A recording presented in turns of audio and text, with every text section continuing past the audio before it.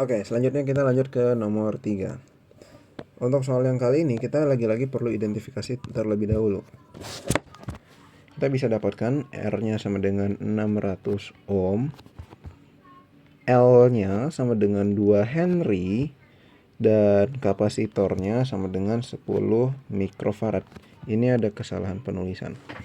Oke, lalu yang ditanya adalah pertama, sudut fase. Oke, sudut fase itu pada dasarnya adalah seperti ini teman-teman. Bayangkan kita punya segitiga siku-siku. Segitiga ini terdiri atas Z, R, XL, min XC. XL min X. Ya, nilai XL min XC. Ini mutlak, nilai mutlak XL min XC. Oke. Kenapa begini? Karena untuk mencari nilai Z disusun dari nilai XL min XC dan nilai R.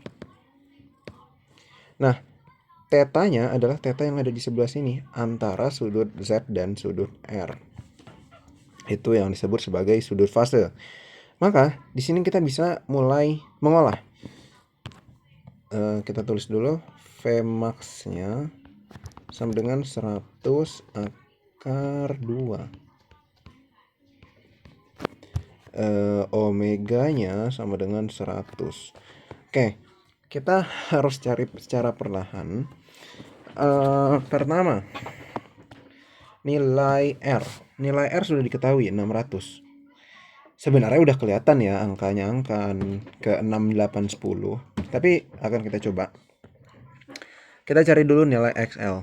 Nilai XL sama dengan omega dikali L. 100 dikali 2 dengan 200. Lalu XC sama dengan 1 per omega dikali C. Maka 1 per omega dikali C itu omeganya berapa? Omeganya 100. Berarti 1 per 10 pangkat 2 dikali 10. Salah. Benar ya? 10 mikrofarad. 10 dikali 10 pangkat min 6. Ini bisa kita coret. Ini 10 pangkat min 4, 10 pangkat 4 per 10, nanti hasilnya 10 pangkat 3. Atau nilainya adalah 1000. Oke, XL min X, mutlak XL min XC berarti sama dengan 800. Berarti kita sudah dapatkan nilai R dan ininya. Nah, sekarang kita mau cari nilai tetanya. Nilai tetanya kita bisa pakai, kalau teman-teman ingat, kita pernah ngafalin yang sin cos 3753. Cos 53 itu selalu 3/5. Ngafalin itu kayak 5335. Ya itu intinya cara menghafal sih. Terus silangnya akan jadi 35 juga. Terus ininya akan jadi 45 dan ini 45. Oke. Berarti kita bisa nemuin di sini bahwa nilai di sini adalah 6. Kita merahin aja. 6, 8 dan 10. Oke, kita akan coba pakai nilai sin aja ya. Sin berarti depan per miring, 8 per 10. Nilainya adalah 8 per 10. Kita ambilnya sin 4 per 5. Sin 4 per 5 itu akan jatuh di sudut 53 derajat. Maka kita sudah bisa menemukan bahwa sudut fase dari rangkaian ini adalah 53 derajat. Itu untuk yang A. Lanjut. Yang B. Sifat rangkaian. Oke, tadi kita udah bisa nemuin bahwa di sini XL-nya atau impedansi dari induksinya adalah 200 ohm. Sementara si kapasitornya itu 1000 ohm. Maka apabila induktansinya lebih besar, dia akan menghasilkan rangkaian yang bersifat induktif.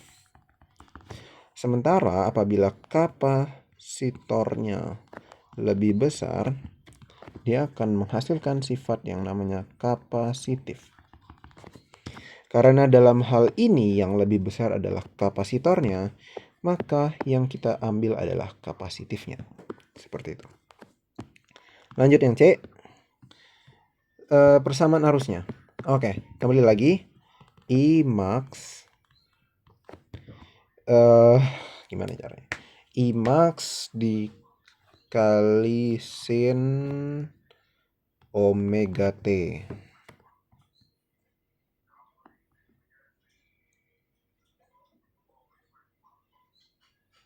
Ya, I max sin omega T plus. Oke. Jadi di sini ada suatu sifat, ada suatu hal baru. Kita bisa menyebutnya civil. Karena dalam hal ini kita dapatnya kapasitif, maka apabila kita mempunyai suatu grafik, karena kita nilai di sini kapasitif, berarti kita kan C.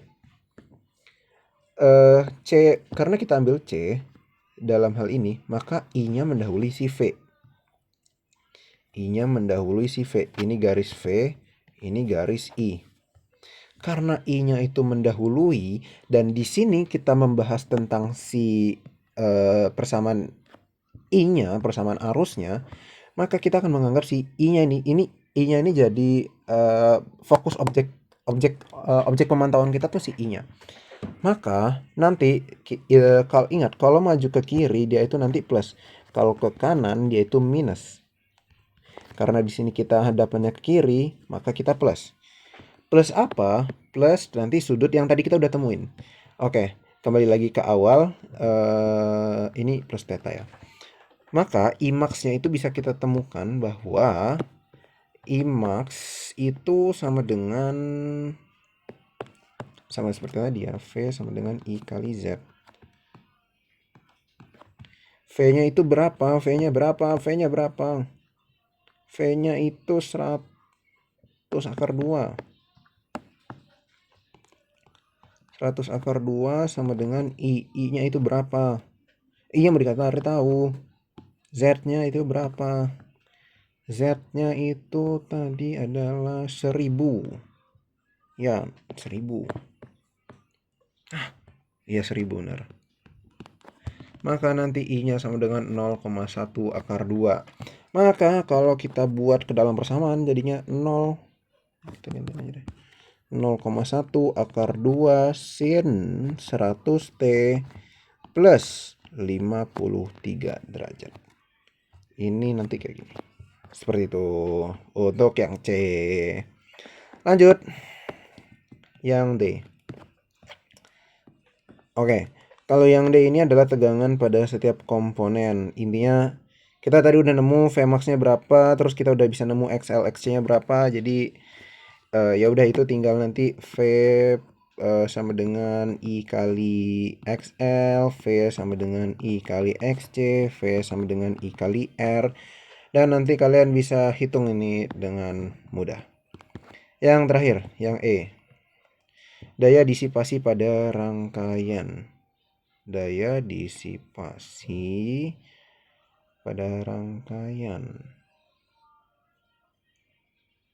Daya disipasi pada rangkaian.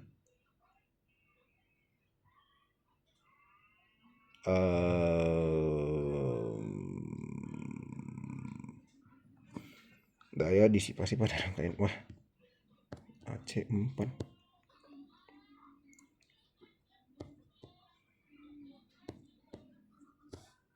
Sebentar. Kali ini khawatir salah.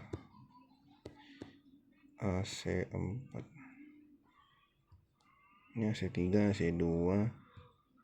Radiasi, oh ini AC4.